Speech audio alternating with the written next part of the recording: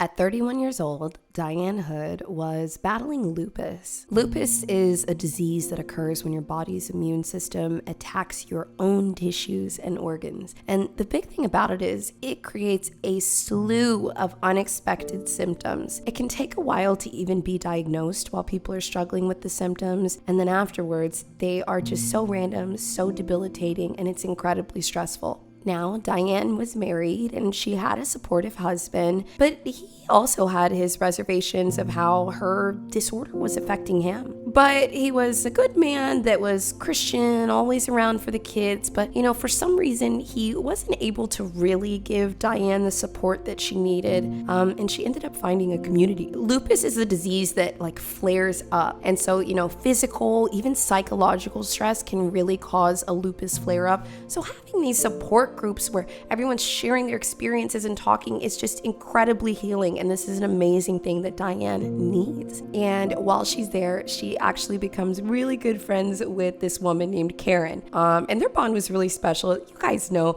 in your 30s, it is hard to make friends. And they had this incredibly difficult thing that they were going through together along with the other people in the support group. And they were just close. One day in the fall, when Diane and Karen are leaving their lupus support group, somebody comes up behind them with a gun and they shoot Diane in the shoulder. They knock her down and they stand over her body. Karen then runs away, but still catches a glimpse of what happens next. The masked person stands over Diane, execution style, and they shoot her again.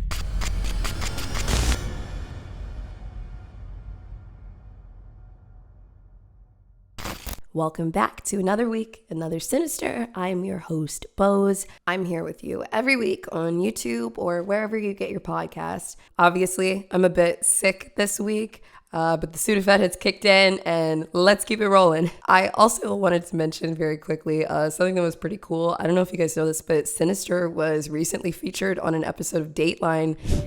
Erica Bozeman says the club had problems from the beginning. She's the host of the true crime podcast, SINISTER. There was a murder tied to the Vixen Club that had very similar characteristics to Lance's murder. Some of you guys might remember that episode. It was called Shame, Sugar, Shame. It was about the Lance Herndon case, and Dion Ba, who is actually out right now. Dateline covered that case, and I was a guest on one of the episodes. You guys can watch that episode on NBC Peacock. It's season 33, episode 9, The Killer Among Them. And also, big shout out to you guys for watching and enjoying the series and coming back. Also, I don't know if you guys know this, Sinister is entirely comprised of women, researchers, writers, post-production manager, the operations, even the person that does our subtitles. Really, the only guy on Sinister is our editor. Lawrence, can you confirm Sinister is just a bunch of women telling you what to do? Hello, yeah, that is 100% correct. This week's case is pretty interesting. It's about a woman named Jennifer Reali. I'm interested to hear what you guys think was behind her eyes when she committed this act. But one thing that I really believe is you have met somebody just like Jennifer Reali. Jennifer was born in Seattle, Washington to Burton and Gail Vaughn on May 13th, 1962. Her parents met in a pretty normal way back in 1958. They met in college back at the University of Washington in Seattle. Now, her parents met in college, and Jennifer's mom was college educated, but it didn't really seem like she had her own career.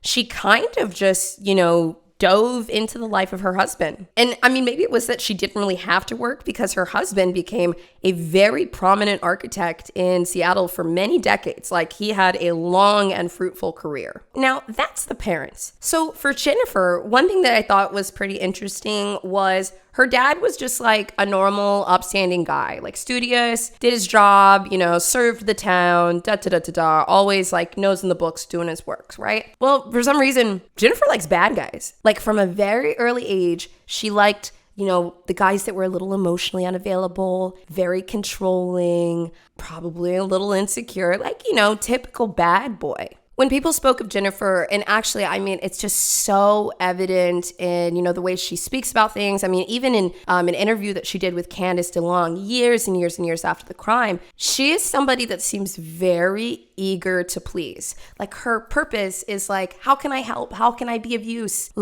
if you can use me, you'll protect me and I'll be safe and I trust you. I don't knock this mentality because it's a safety mentality that's like learned in childhood and people can't help it. I've had this mentality before. I think a lot of you guys have had this mentality before, and I get it. Jennifer's desire and eagerness to please and be loved and secure and needed and accepted went so deep that on her first date with a guy that she really liked, he raped her.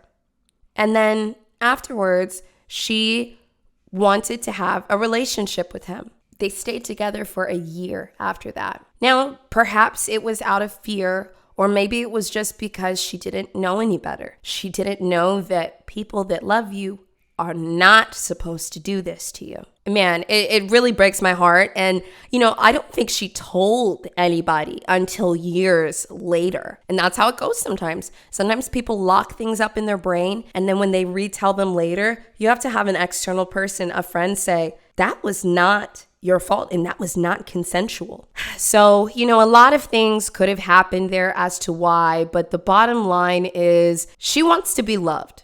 She wants to be loved and she wants to feel secure. She focuses on her studies, and over time, that piece of shit relationship dissolves, of course. But Jennifer is still the same person. She is going to look for the same things, and she is going to want that security and that love all over again. Sometimes when we date these types of people and we don't move through it fully in a healing way, we date that type of person again.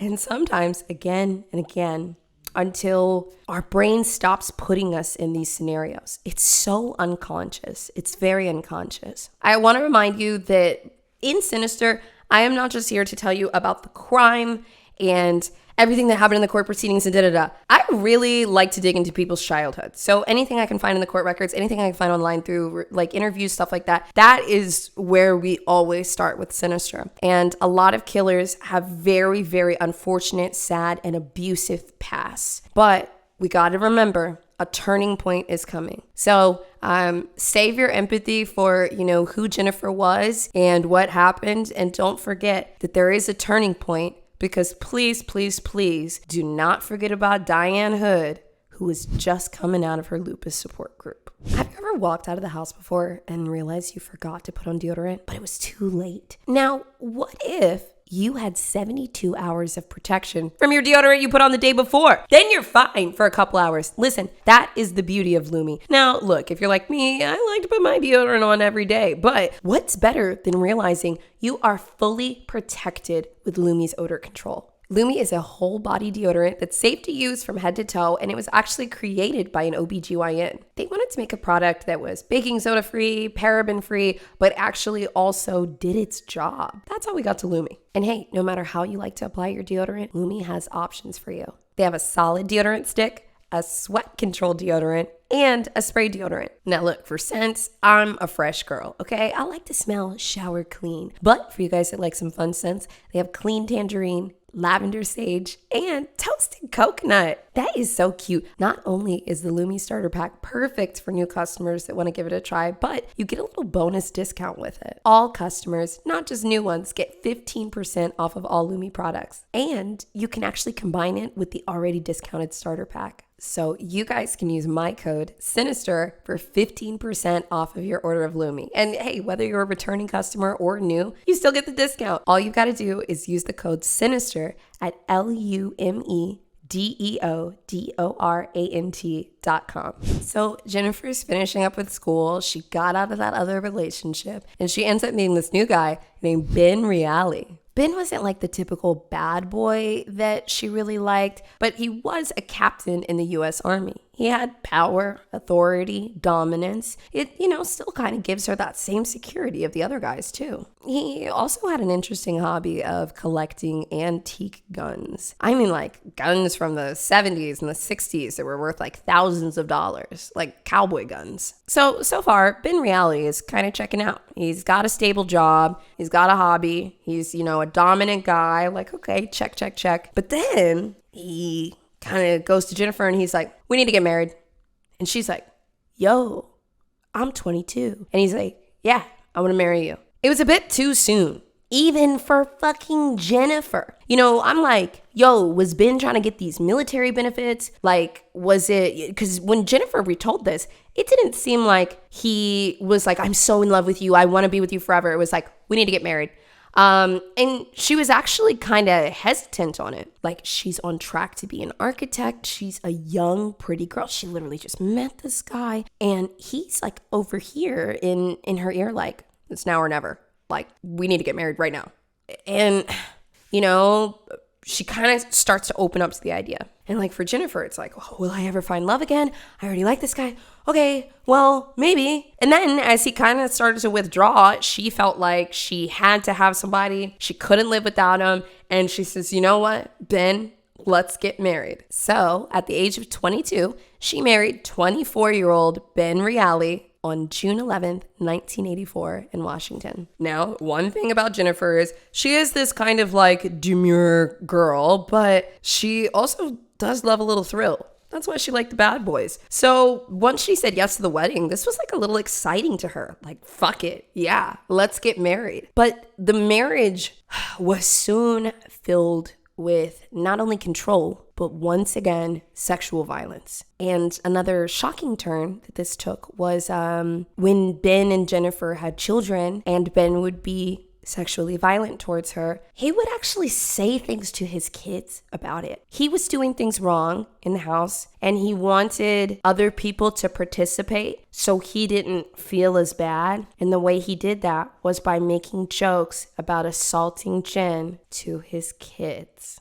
So this goes on in the marriage for several years. When it would happen, Jennifer would really shut down. I mean, the kids were toddlers at this point, but they understood human language. These are the early things that they hear while they're learning language. A dad joking about these types of things. It was just crazy to me. I think this is a terrifying display of control in the household, and it's also a terrifying thing that Ben Reali would have taught his children. Now, later, Ben would refute these claims, saying that it never happened. But when I read this and I saw the emotion around it, I think it's really important to include in the story. So this goes on for years until 1990, when Jennifer is 27 years old now. And she goes to the gym one day and she meets this guy named Brian Hood. Brian Hood is a 6'3" former football player, gym rat, insurance salesman, and he's incredibly charismatic.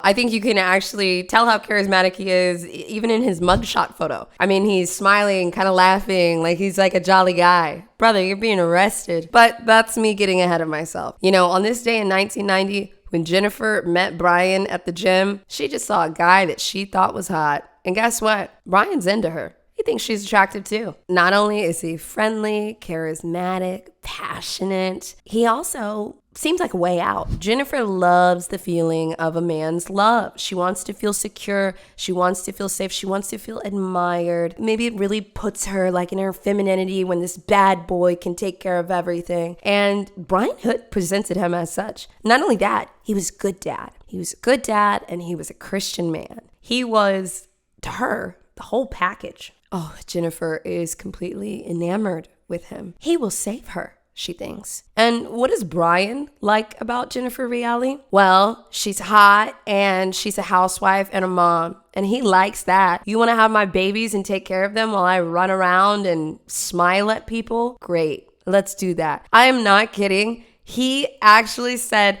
that what he first liked about her was she was a housewife and a mother. I would be running, y'all, we would be running for the hills. This is the part where I start to not relate to Jennifer as much. Because if a guy likes me because I'm a housewife and a mother, when my dream was to be an architect and I already went to college for it, and then these two assholes before me just ruined my mental state to the point that it was difficult for me to move forward, and now I've become a housewife, I'd be pissed. I'd be like, no, I want you to elevate me to want more. But instead, Jennifer liked that he appreciated she was a housewife. She felt like her husband, Ben, didn't really appreciate everything that she did around the house. So now, this man appreciates that she's a housewife. Yes, throw away your dreams and have my babies. There's this recurring theme in Jennifer's life. She always talks about being an architect, or I could have been this, or I could have been this. She kept betraying herself for men over and over and over again. Once again,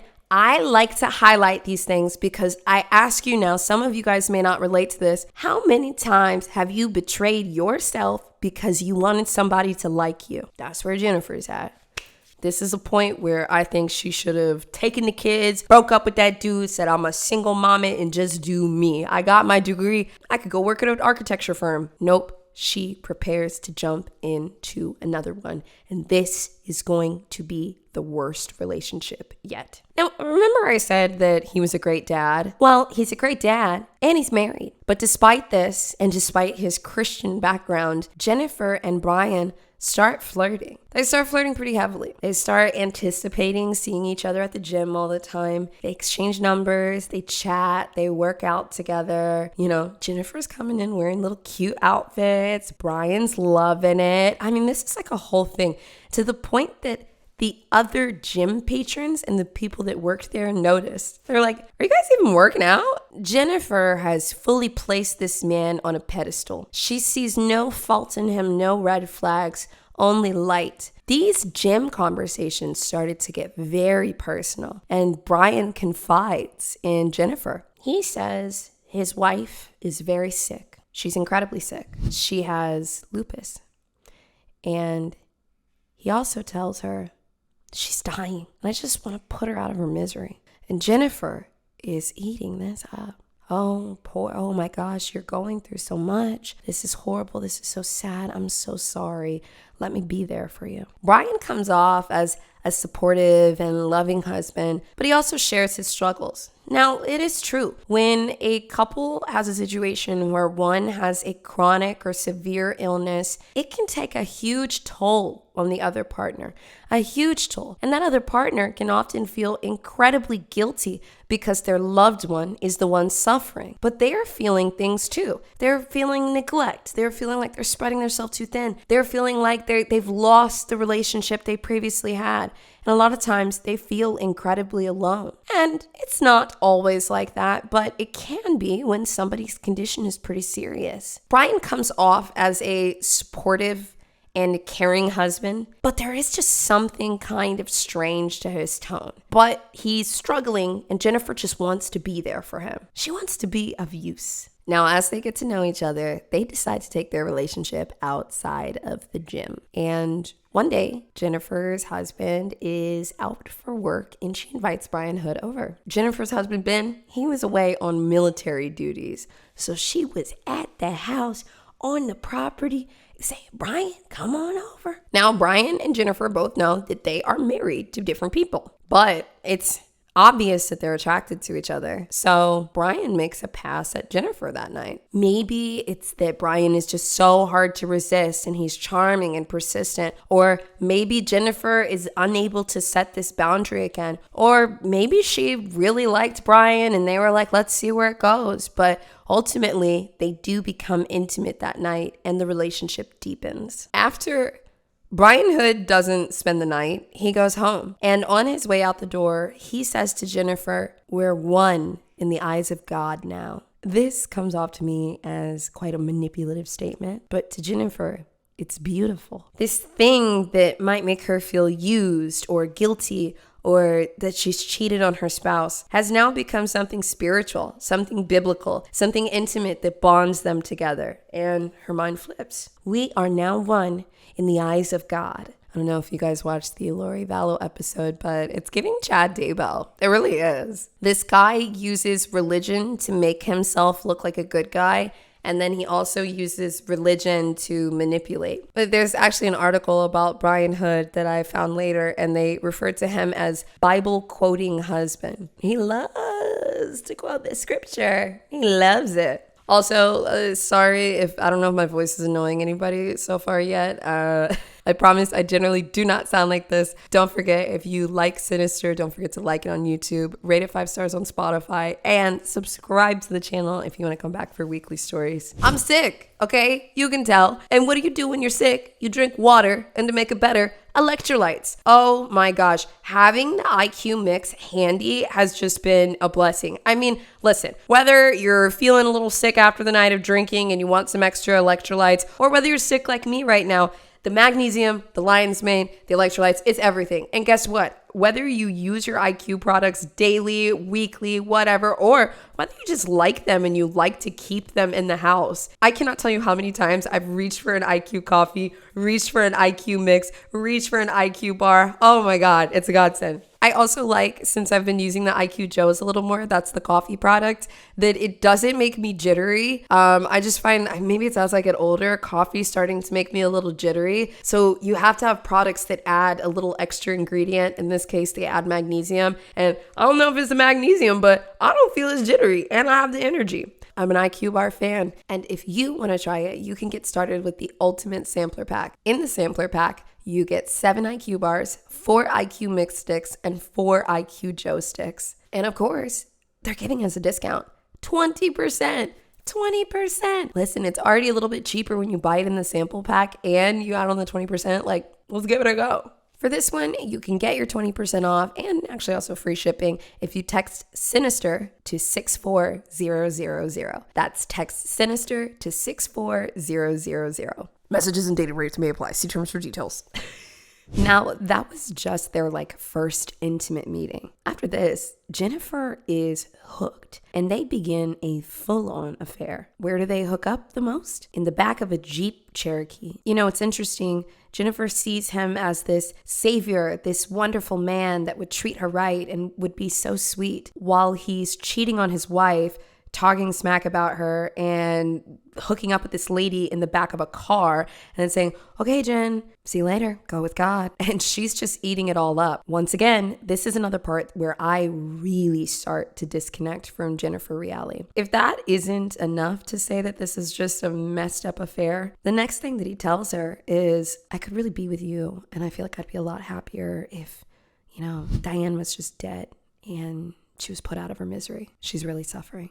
And Jennifer says she understands. As they continue their affair, Brian kind of starts to open up more about how he feels about his wife's sickness. Jennifer would actually later recall that the way that he spoke about his wife's lupus was with frustration, not care and concern and speaking about ways where he feels like emotionally he's not getting what he needs. It seemed frustrated, resentful, and angry, almost angry at her for being sick. But this didn't scare Jennifer away. And it didn't scare her away either when he told her that he wanted his wife dead. She stayed. And then Brian took it a step further. He started planning. And he started planning by involving Jennifer as his mercenary. For months, Brian started to concoct a plan for how he would kill his wife. And Jennifer sat there as a sweet, calm, listening ear. The woman that would support him no matter what. The woman that would accept him no matter what his bad traits were. The woman that would be a total ride or die. And she was demonstrating that by participating in these conversations. She does suggest to him, well, maybe you should get a divorce. And he says, a divorce isn't right in the eyes of God. And she's like, okay. He told her that he didn't want to perpetually live in sin through a divorce. And so killing her was the best way to do it and putting her out of her misery. And Jennifer said, okay.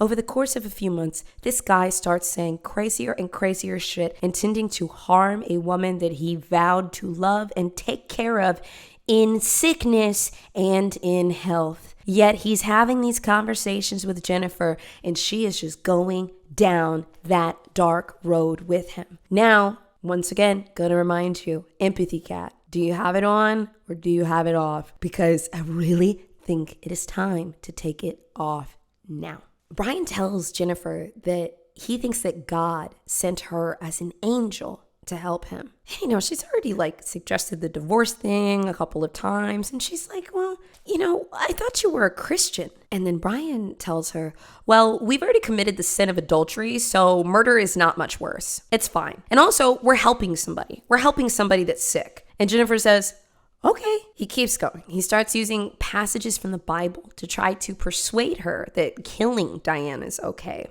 Specific passages. And he's really hammering it in, but he hasn't asked her directly. And eventually Jennifer says, I know what you're trying to have me do, and I can't do it. I'm not going to do it. I can't do it. And then Brian gets angry with her. A people pleaser does not like to see somebody get angry with them. And not only was he angry, he was really giving her the cold shoulder. Like, she was also probably feeling this abandonment from him coming. If she didn't do it, she would never have the guy that she likes. If she didn't do it, she would have to be stuck with her husband forever. If she didn't do it, she might be alone forever if things blow up with her husband. Oh my God, what should she do? What should she do? It's so interesting that she's caught in between these three options when so many of us would see the back door right over there. My personal back door, if I were Jennifer, would be to divorce my husband, try to get as much custody of my kid as possible, and to live my dream as an architect. She was 27 years old, and she had her degree, and she had all the pieces right in front of her, and she also had a father that had incredible connections in Washington that could help her become an architect. He was aging out. I mean, Jennifer actually did have options. I also just want to mention that, Jennifer never indicated at all that she didn't feel like she could leave her first husband. She did say that he was sadistic and it was not a good marriage, but she didn't give any indication that she could not leave the marriage. I mean, also, she had plans to leave the marriage and be with Brian. So to me, this doesn't seem like it was a fear situation where she couldn't go, because she was actually planning to leave him. And Brian Hood was not the type of person that was saying, I'm going to protect you from your ex. I'm going to do this, She didn't seem like she felt like there was a threat that would follow her after her initial marriage. You can hear a little bit more of this from Jennifer directly, actually, in an episode of Facing Evil with Candice DeLong. Also, if you're watching on video, I am a huge Candice DeLong fan. If you're listening on Spotify in the video right now, I'm holding an autographed picture of Candice DeLong, my favorite FBI criminal profiler. She was a former profiler. I followed her career for years, and she slowly moved into TV. I just think she's very cool, very smart, and she interviewed Jennifer Reali, and you can hear a lot of these things in her own words after many years of reflection. Of course, you watch interviews and detect deception where you think it may be, but I'm just kind of telling you what I've sourced from the media. Now, most of us may see that back door, but to Jennifer, she really believed that she only had these options right in front of her. So she decided, okay, I'll kill Diane Hood. Brian's wife, Diane Hood, was originally born Diane Moore, and she was born in Pecos County, Texas on July 22nd, 1958. She grew up very religious. She was like a nice girl, and then she ended up meeting Brian also when she was in college. Remember I told you Brian Jimrat was also a football star in his college? Well, Diane was a cheerleader. They were like the perfect cute couple. Like, he was the jock, she was like go team. And I mean, I always talk about like what was going on in the era. 1980s, being a cheerleader, oh my God, it was like such a hot gig. It was so cool, it was so fun. Like, being a cheerleader in school is like, especially back then, it's tight. So she was popular. She was very well liked. She was an active church member. And listen, I know in true crime, people are always remembering people very fondly, but like, Diane was just a really nice girl that got wrapped up in this super charismatic guy, and she supported him through and through. In college, she was his cheerleader, and then later in life and all through it, she was still his cheerleader. After they got married, she had 3 children with Brian, and like I said, she dedicated her life to supporting the home, the kids, the family, and she was happy with it. Jennifer Reali was all in the beginning of these relationships, and then once she really sunk into the marriage, she was miserable, constantly thinking about her career, constantly thinking about the what ifs. What if I made a mistake? Diane, by all accounts, she loved being at home. She loved cooking. She loved taking care of the kids. Like, it was like actually her happy place. It was good for her. Diane was actually diagnosed with a mild case of lupus. Now, the flare-ups and the randomized symptoms of lupus are devastating, especially when it's unexpected and your body is literally just attacking itself. She gets as much support as she can from her husband, but he's just not the type of guy, okay? He don't have a lot of bandwidth, and she kind of just takes what she can get. And she ends up going to the support group. Now, I really, really, really want to harp on the fact that She was diagnosed with a mild case that was quite manageable. The reason I'm saying this is because it is a far cry from Brian Hood's story of, my wife is in so much pain. It's debilitating. It's devastating. She needs to be put out of her misery. She needs to be put out of her misery. She's so miserable. It was a mild and treatable case of lupus that just needed a little bit of spousal love and a little bit of support. Now, she's managing the disease, going to her doctors. She joins the support group, and she is fighting. Her brother actually said, quote, she was tough. She knew how to take care of herself. And she didn't really put her problems on anybody else, not her husband, not her kids. She went to a support group. I think this is just so telling of not only what type of person she was, but also what type of people Brian Hood looks for. Women that will put him on a pedestal, worship him, support him no matter what, and he can give them the bare minimum. A little bit of charisma, a little bit of charm, and then that's it. So on September 12th in 1990, Diane had gone to her regular lupus support group meetings, and she was with her friend Karen after they left. It was fall, and they were leaving this meeting with a sense of community, and they were also just always really happy to talk to each other. You know, it's hard making friends a little bit later in life, and they had bonded so much. And as they were leaving and walking to their cars, in a flash, a masked person comes up, dressed in all black, and they walk up right behind Diane and they shoot her in the shoulder. I mean, obviously it's shocking, and Karen starts to run away, but I mean, that's her friend, and she looks back.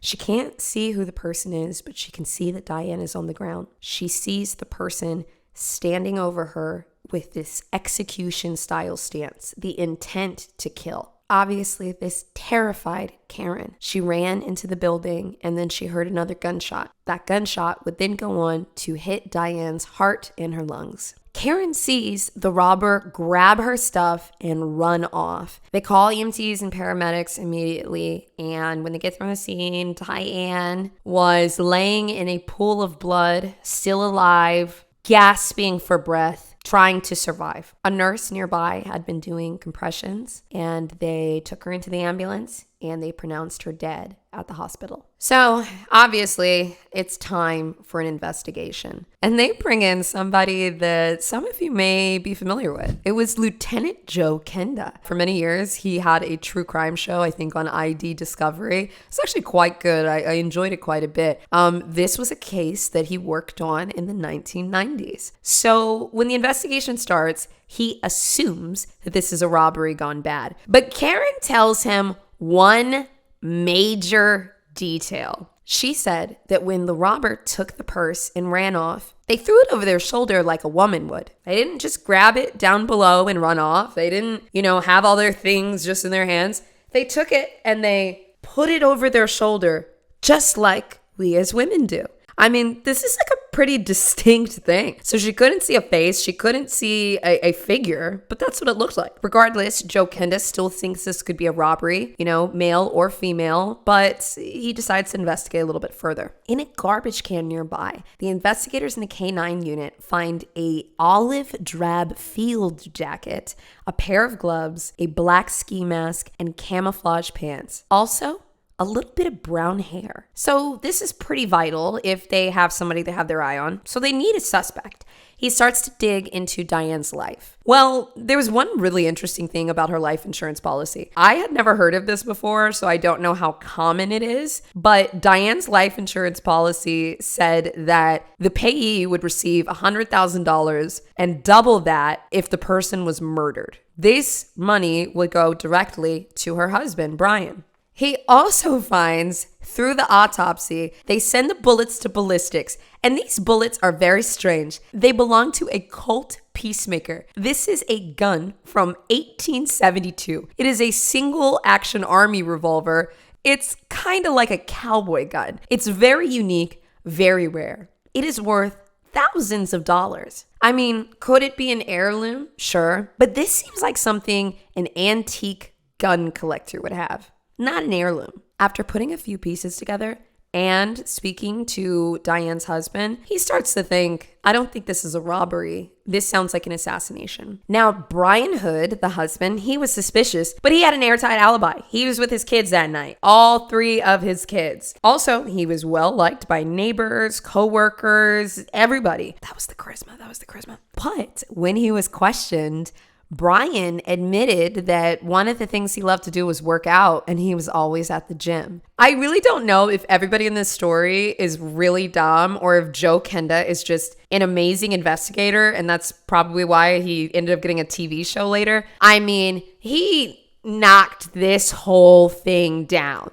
He takes that information that he likes to go to the gym, and Joe Kenda goes to the gym. And he starts talking to everybody and talking to the people that work there. And they say, oh, yeah, he's always here with that one lady. And they said, who's that one lady? Well, let's look her up in the gym system. Oh, her name's Jennifer Reali. And next, Joe Kenda is knocking on Jennifer's door. Jennifer at the time had a little part-time gig working at a flower shop. This made her seem so sweet, so nice, so innocent. But Joe still has his reservations. The first person he speaks to is Jennifer's husband, Ben. And Ben reveals that he and Jennifer have actually been separated for weeks. He's been on military leave. He hasn't even been home. Joe asks him a few more questions, and they somehow get to the antique gun collection that Ben Reali owned. And when Joe Kenda asked him, do you own this gun from the 1800s? He said, yeah, well, I used to. I actually gave it to Jennifer for protection.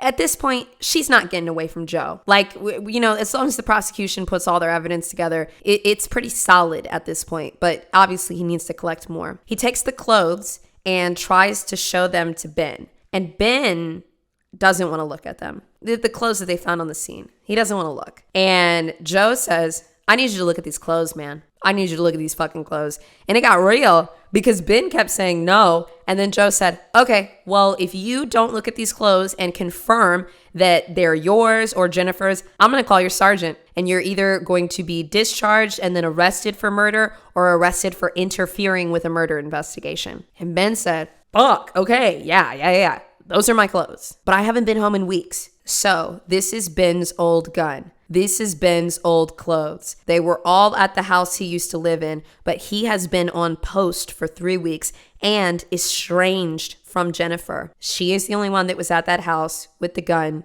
and the clothes. And now it's time to prove it. Jennifer gets brought in for questioning. And when he starts to interrogate her, he notices something. He later said that Jennifer is used to being in control and she doesn't like to be cornered. So whether Jennifer is in control by being submissive or whether she's in control by lying or manipulating things to try to get what she wants, which I'll touch on in a minute here, that's what he picked up on. And he approached the interrogation by kind of letting her have control. But even through this, she denies any guilt and any involvement. She denies, she acts naive, she doesn't know what he's talking about. This goes on for quite a bit until he does the first push. If you guys know, in interrogations, there's usually a collection of information, a push from the investigators, a drawback, and then another big push. That's kind of the flow of things. So Joe moves into his first push, and he says, there was dog hair found on the clothes at the scene of the crime of the person that did it and threw it in the trash can.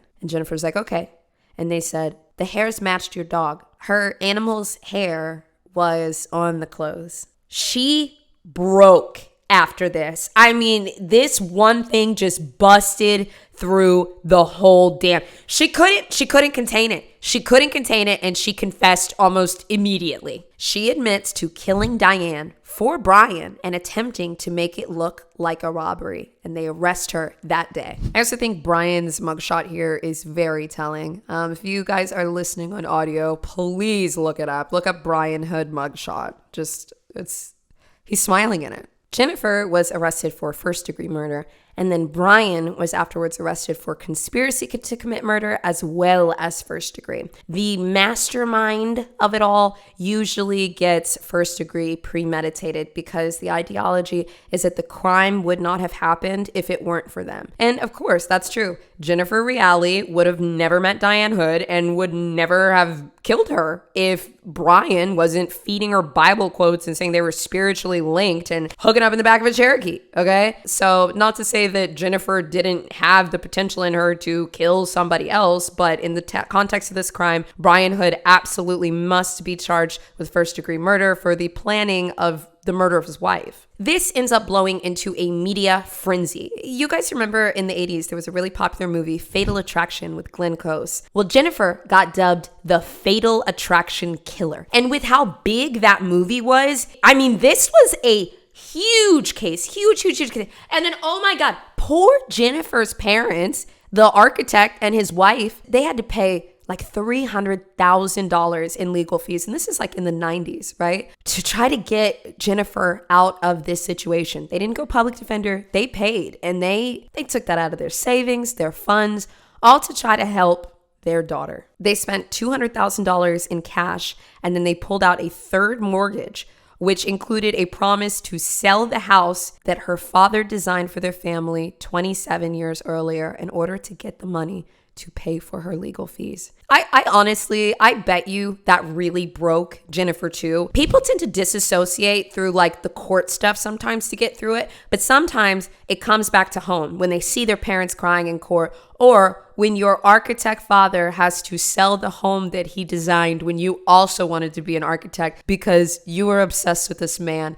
Like, I mean, it's cold. It's cold. It's sad. It's dark. But I mean, they had to, because Brian Hood, he actually called his parents too. And they hired expert lawyers, everything they could to try to help him out. So, oh my God. You know, the other thing is too, sometimes, you know, I talk a lot about like bad parents and narc parents here, but I also think on the flip side of like, I don't know what Jennifer's parents were like in the home, but I am really thinking about, man, their daughter was 27. She was out of the home. She was married. They probably were wiping the sweat off their brow like, oh my God, we did it. We raised her. She's married. She's doing good. Okay. And then this, you know, your kids will never stop surprising you. All right. They'll never stop. So during the trial, Ben, Jennifer's husband at the time, got to testify, and he refuted quite a few things that she said, and also explained how their marriage was kind of in turmoil and how Jennifer was always comparing him to Brian Hood, and he didn't really understand why. And he never really caught on to the affair except one time when they were at this event, and it was 2 weeks before the killing. And they were at a church picnic, and Jennifer saw Brian Hood across the way, the two affair people. Jennifer saw Brian Hood, and she waved at him in a way that Ben was like, what the fuck was that? Like, he was like, what was that? But, you know, he kind of just passed it out of his mind. The family doctor also testified by saying Brian was just fucking crazy. This is when it came out to everyone that Diane only had a mild and treatable form of lupus. This was not necessary to begin with, but he was just lying. He was just lying. Diane was going to be okay. She just needed support. That's it. So finally, Jennifer and her defense team rest their case. They claimed that she was brainwashed by Brian Hood, and she was made to believe that the killing was wanted by God. Then the prosecution countered with the fatal attraction defense, saying that Reali was driven to kill by her own jealousy after Hood said that he was going to abandon their affair and in turn abandon her. At the end of the trial, a year later, Brian was found guilty on 2 counts of criminal solicitation and 1 count of conspiracy to commit murder, but he was not found guilty of first-degree murder. Jennifer Reali tried to plead insanity, but it didn't quite work for her. She was convicted of first-degree murder and conspiracy to commit first-degree murder. She was sentenced to life in prison with the possibility of parole. And actually, she was granted that on December 12th, in 2017, and she got released to a halfway house. Unfortunately, Jennifer was diagnosed with pancreatic cancer, and she died just 4 months after her release.